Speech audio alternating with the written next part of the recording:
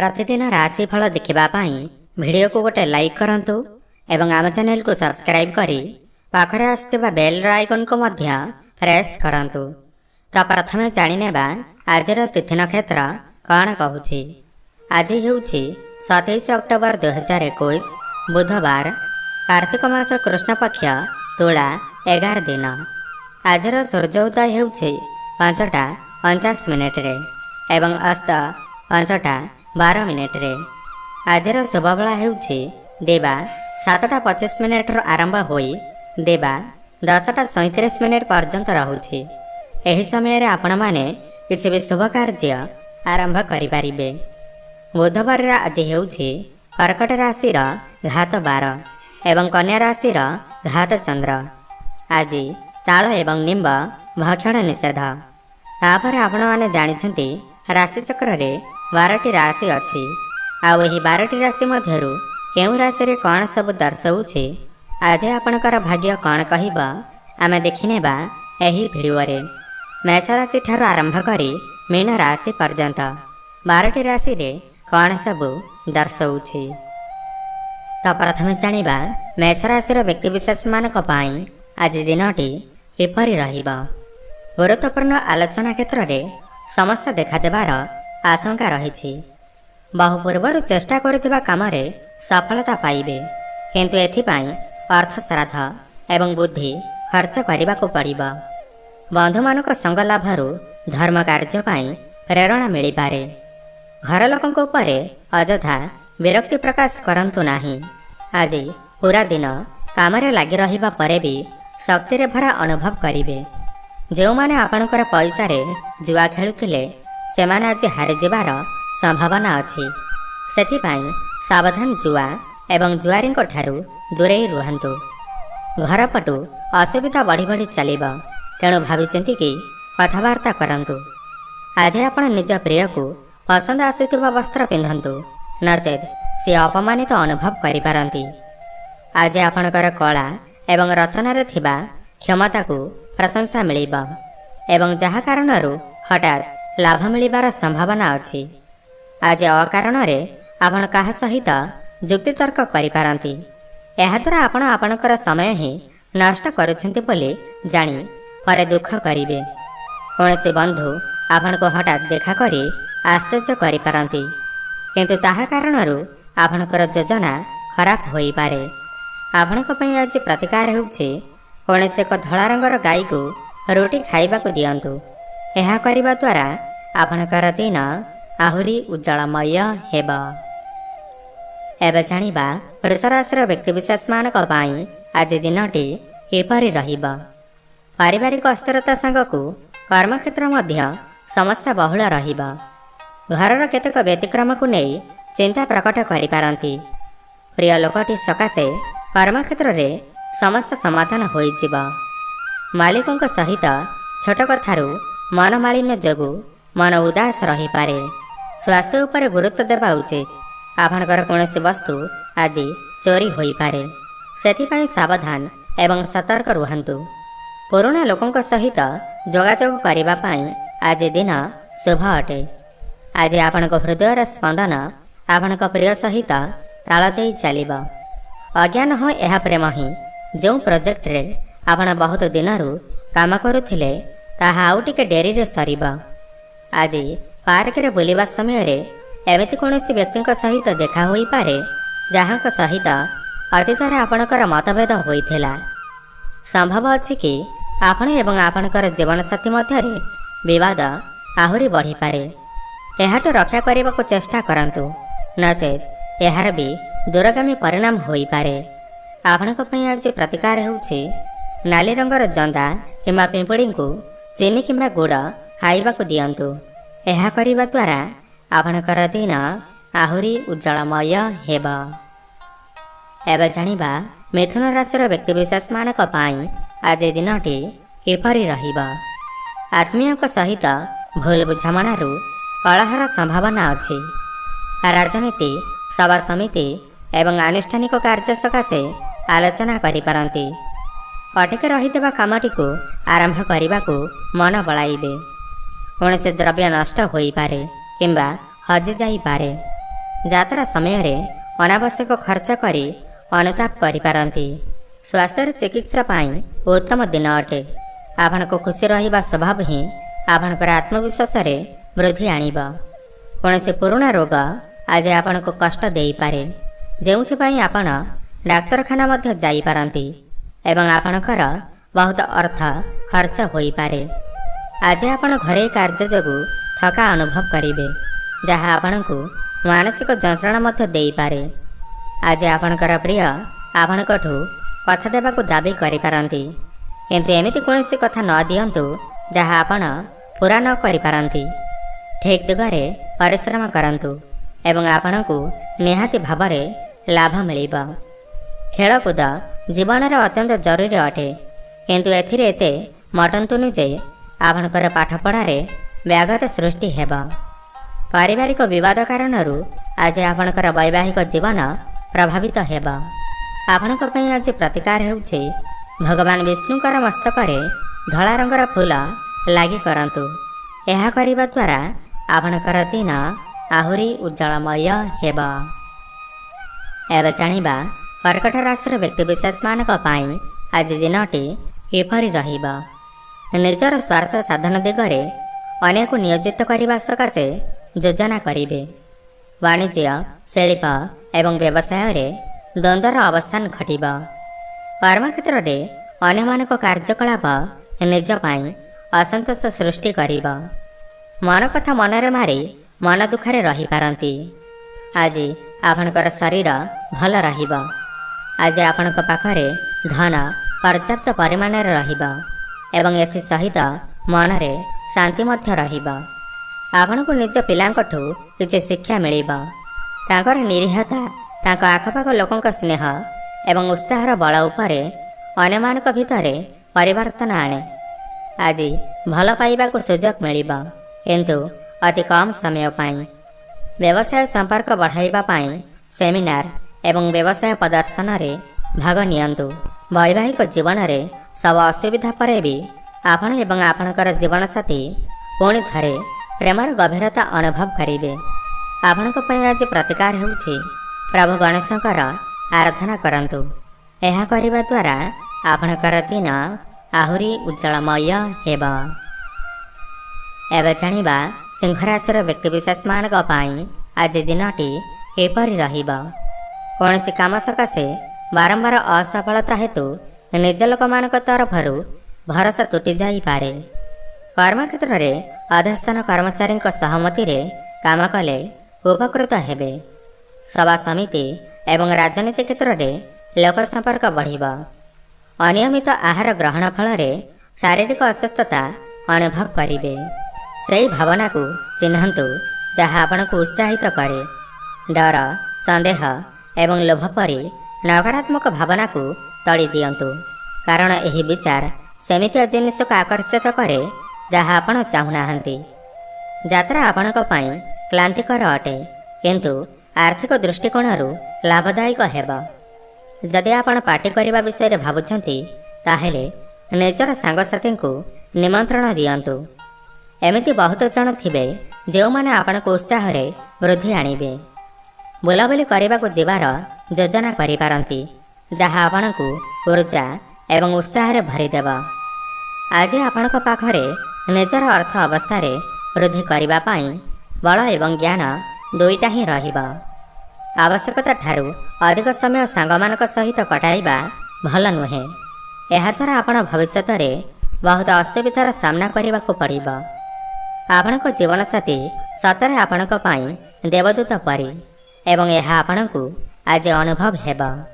ଆପଣଙ୍କ ପାଇଁ ଆଜି ପ୍ରତିକାର ହେଉଛି ଚାଉଳ ଏବଂ ମିଶ୍ରିର ଦାନ କରନ୍ତୁ।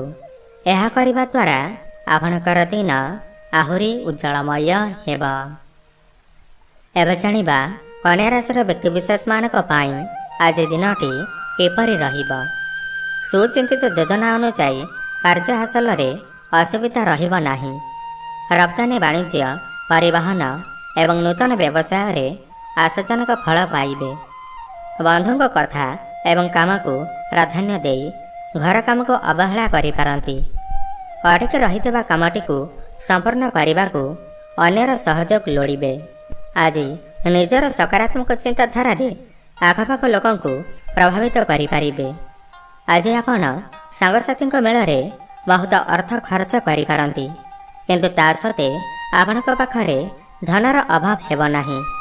ଉଚିତ ସମୟ ଆସିଲେ ଆପଣଙ୍କ ସହଯୋଗ କୌଣସି ବଡ଼ ବିପଦରୁ ରକ୍ଷା କରିପାରିବ।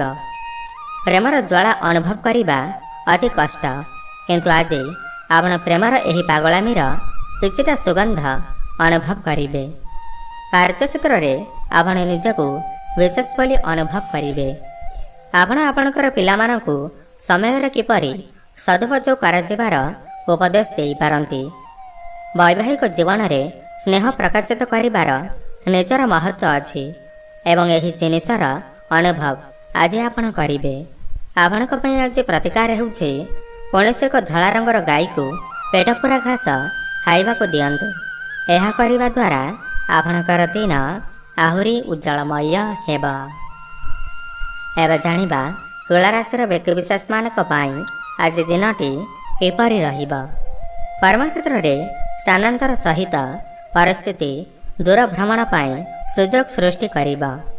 ପରିବାରରେ ପିଲାଙ୍କ ବିଶୃଙ୍ଖଳିତ ଆଚରଣ ଏବଂ ଅକାରଣ ଜିଦ୍ ମନକୁ ବିଭ୍ରାନ୍ତ କରିପାରେ। ହଠାତ୍ ବିରୋଧୀ ପକ୍ଷ ସକ୍ରିୟ ହୋଇ ସ୍ୱର ଉତ୍ତୋଳନ କରିପାରନ୍ତି। ଆର୍ଥିକ ସ୍ଥିତି ପୂର୍ବପରି ରହିବା କାରଣରୁ ମନରେ ସରସତା ରହିବ ନାହିଁ।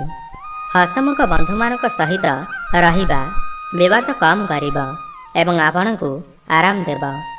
ଆପଣ ଭାଗ୍ୟଶାଳୀ କି ଆପଣଙ୍କ ପାଖରେ ଏମିତି ବନ୍ଧୁବାନ୍ଧବ ଅଛନ୍ତି। ଧନ ସମ୍ବନ୍ଧିତ କୌଣସି ବିବାଦ ଆଜି ତୁଟିପାରେ ଏବଂ ଆପଣଙ୍କୁ ଧନ ପ୍ରାପ୍ତି ହୋଇପାରେ। ଆଜି ଅତି ଶୁଭ ଦିନ ଅଟେ। ସମସ୍ତଙ୍କର ସାହାଯ୍ୟ ମିଳିବ। ଆଜି ଆପଣଙ୍କୁ ଗୁଡ଼ାଏ ଯୋଜନା ଭିତରୁ ବାଛିବାକୁ ପଡ଼ିବ। ଆପଣଙ୍କ ସତ୍ୟପ୍ରିୟ ଏବଂ ସର୍ତ୍ତବିହୀନ ପ୍ରେମରେ ଯାଦୁ କରିବାର ମୁଖ୍ୟ କାରଣ ଅଟେ। ଆପଣ ନିଜର କଠୋର ପରିଶ୍ରମ ଏବଂ ଧୈର୍ଯ୍ୟ ଯୋଗୁଁ ସଫଳତା ପ୍ରାପ୍ତ କରିବେ। ପୂର୍ବରୁ ରହିଯାଇଥିବା କାମଗୁଡ଼ିକ ସାରିବାକୁ ପଡ଼ିବ, ତେଣୁ ତାହା ପାଇଁ ସକାରାତ୍ମକ ଚିନ୍ତା ସହିତ ଟିକେ ବେଶୀ ପ୍ରଯତ୍ନ କରିବାକୁ ପଡ଼ିବ। ଏହି ଦିନ ବୈବାହିକ ଜୀବନର ସବୁଠୁ ବିଶେଷ ଦିନ ରହିବ। ଆପଣଙ୍କ ପାଇଁ ଆଜି ପ୍ରତିକାର ହେଉଛି ତୁଳସୀ ଗଛ ମୂଳରେ ଜଳ ଅର୍ପଣ କରନ୍ତୁ। ଏହା କରିବା ଦ୍ୱାରା ଆପଣଙ୍କର ଦିନ ଆହୁରି ଉଜ୍ଜଳମୟ ହେବ। ଏବେ ଜାଣିବା ମିଛା ରାଶିର ବ୍ୟକ୍ତିବିଶେଷମାନଙ୍କ ପାଇଁ ଆଜି ଦିନଟି କିପରି ରହିବ। କୌଣସି ନୂତନ ବନ୍ଧୁତ୍ୱ ସାଙ୍ଗକୁ କର୍ମକ୍ଷେତ୍ର ପାଇଁ ଅନୁକୂଳ ବାତାବରଣ ସୃଷ୍ଟି ହେବ। କିଣାବିକା କ୍ଷେତ୍ରରେ ସତର୍କତା ଅବଲମ୍ବନ ନ କଲେ ଠକାମିରେ ପଡ଼ିପାରନ୍ତି। ବୃଥା ସନ୍ଦେହଜନିତ କର୍ମକ୍ଷେତ୍ରରେ ସହକର୍ମୀଙ୍କ ସହିତ ସାମାନ୍ୟ ତିକ୍ତତା ସୃଷ୍ଟି ହୋଇପାରେ। ଅନାବଶ୍ୟକ ଖର୍ଚ୍ଚ ପରିମାଣ ବୃଦ୍ଧି ଯୋଗୁଁ ମନରେ ସରସତା ରହିବ ନାହିଁ। ଆଜି ଆପଣଙ୍କୁ ଭାବନାର ପରିବେଶ ମୁଠେଇ ଧରିବ। ତାହାଠୁ ବାହାରିବା ପାଇଁ ପୁରୁଣା କଥାକୁ ହୃଦୟରୁ କାଢ଼ି ଦିଅନ୍ତୁ। ଧନ ଏବଂ ଅର୍ଥର ମହତ୍ଵ ଆପଣ ଭଲ ଭାବରେ ଜାଣନ୍ତି। ସେଥିପାଇଁ ଆପଣଙ୍କର ସଞ୍ଚିତ ଧନ ଆଜି ଆପଣଙ୍କର ବହୁତ କାମରେ ଆସିବ ଏବଂ ଆପଣ ବହୁତ ବଡ଼ ଅସୁବିଧାରୁ ବାହାରି ପାରିବେ। ନିଜର ବନ୍ଧୁବାନ୍ଧବକୁ ନିଜର ଆର୍ଥିକ କାର୍ଯ୍ୟ ଏବଂ ଟଙ୍କା ପଇସାର ପରିଚାଳନା କରିବାକୁ ଦିଅନ୍ତୁ ନାହିଁ, ନହେଲେ ଅତି ଶୀଘ୍ର ଆପଣଙ୍କ ନିର୍ଦ୍ଧାରିତ ବଜେଟ୍ ପାର କରିଯିବ। ଥରେ ଆପଣ ନିଜର ମନର ମଣିଷକୁ ପ୍ରାପ୍ତ କଲା ପରେ ଜୀବନରେ ଆଉ କୌଣସି ଜିନିଷର ଆବଶ୍ୟକତା ନାହିଁ। ଏହି କଥାକୁ ଆପଣ ଆଜି ଗଭୀରତାରେ ଅନୁଭବ କରିବେ। ଆଜି ଦିନରେ ଆପଣଙ୍କର କଠିନ ପରିଶ୍ରମ ଫଳ ଦେବ।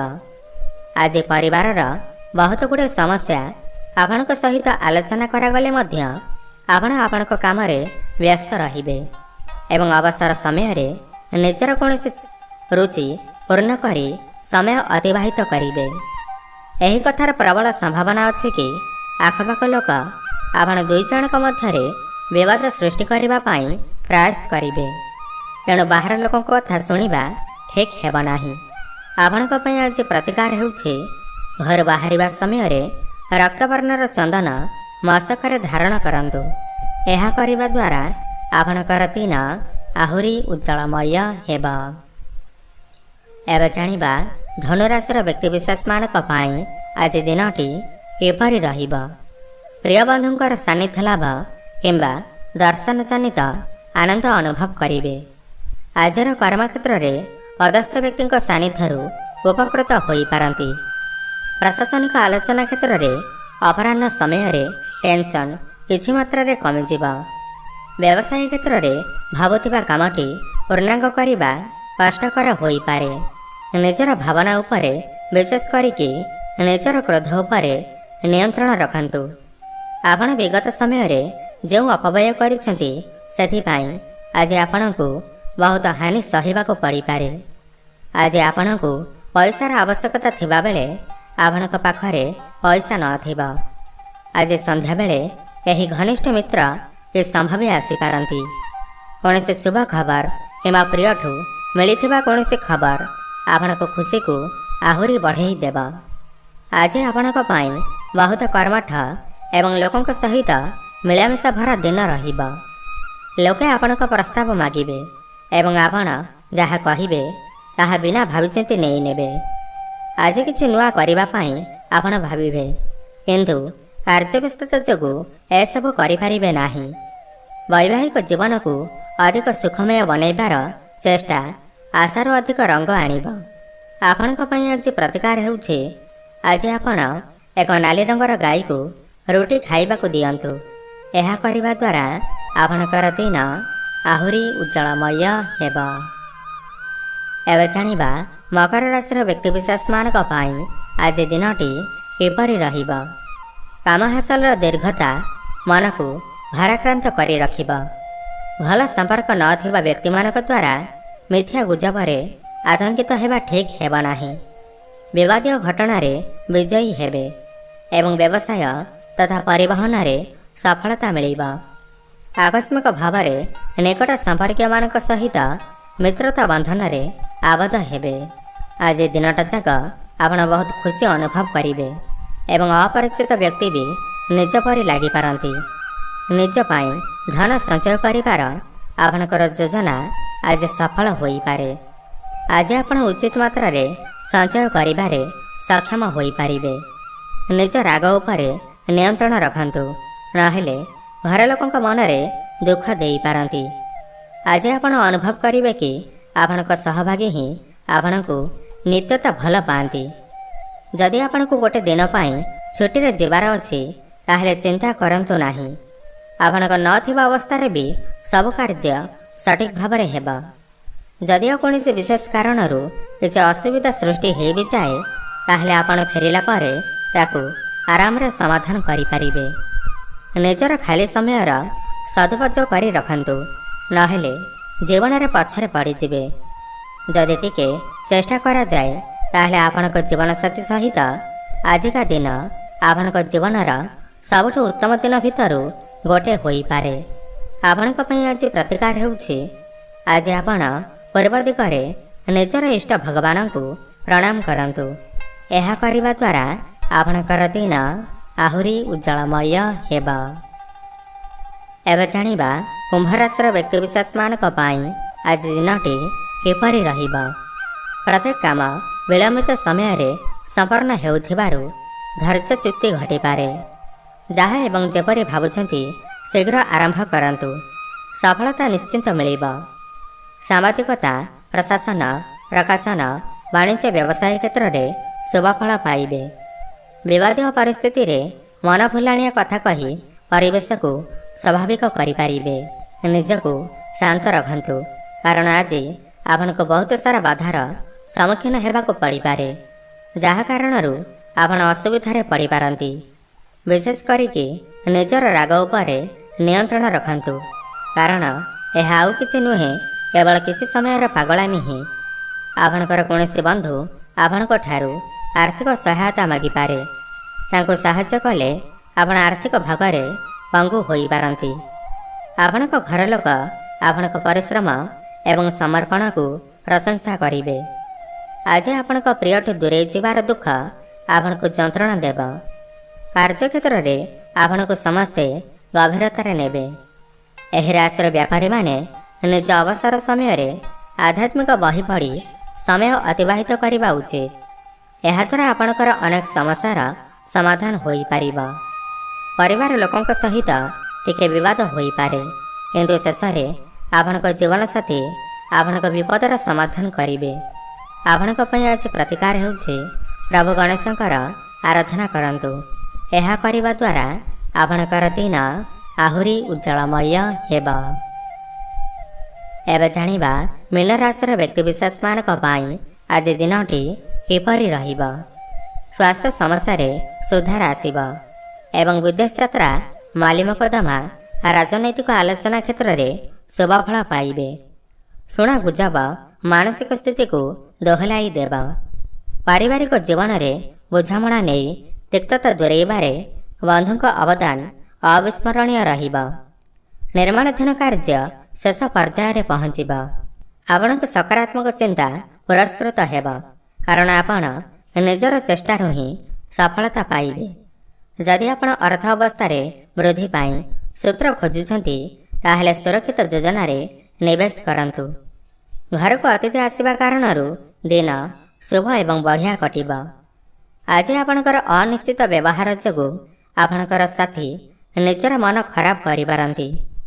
ଅନ୍ୟ ଦିନ ଅପେକ୍ଷାରେ ଆପଣଙ୍କର ସହକର୍ମୀ ଆପଣଙ୍କୁ ଆହୁରି ବେଶୀ ଭଲ ଭାବରେ ଜାଣିବାକୁ ଚେଷ୍ଟା କରିବେ। ଆଜି ମୋବାଇଲରେ ଆପଣ କୌଣସି ଚଳଚ୍ଚିତ୍ର ବା ୱେବ୍ ସିରିଜ୍ ଦେଖି ସମୟ ଅତିବାହିତ କରିପାରନ୍ତି। ଏହି ବାହାରିଆ ଲୋକଙ୍କ କାରଣରୁ ଆପଣ ଏବଂ ଆପଣଙ୍କର ଜୀବନସାଥୀ ମଧ୍ୟରେ ବିବାଦ ହୋଇପାରେ, କିନ୍ତୁ ଆପଣ ସମ୍ଭାଳି ନେବେ।